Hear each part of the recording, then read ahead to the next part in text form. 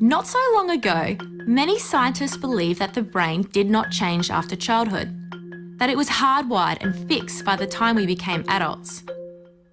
But recent advances in only the last decade now tell us that this is simply not true. The brain can and does change throughout our lives. It is adaptable, like plastic, hence neuroscientists call this neuroplasticity. How does neuroplasticity work? If you think of your brain as a dynamic, connected power grid, there are billions of pathways or roads lighting up every time you think, feel, or do something. Some of these roads are well-travelled. These are our habits, our established ways of thinking, feeling, and doing. Every time we think in a certain way, practice a particular task, or feel a specific emotion, we strengthen this road. It becomes easier for our brains to travel this pathway. Say we think about something differently, learn a new task, or choose a different emotion. We start carving out a new road.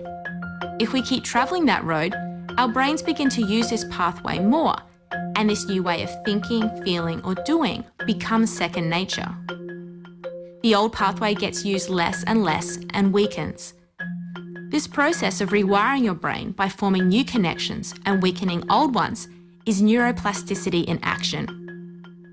The good news is that we all have the ability to learn and change by rewiring our brains. If you have ever changed a bad habit or thought about something differently, you have carved a new pathway in your brain and experienced neuroplasticity firsthand. With repeated and directed attention towards your desired change, you can rewire your brain.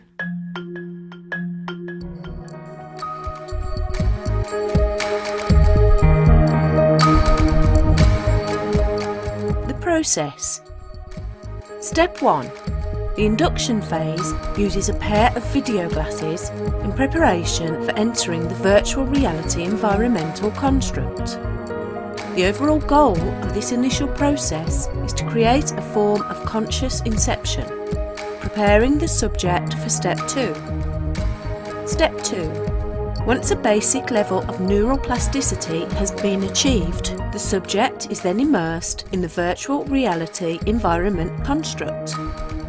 At this point, techniques in passive repetitious information delivery is applied through audio and visual simulation.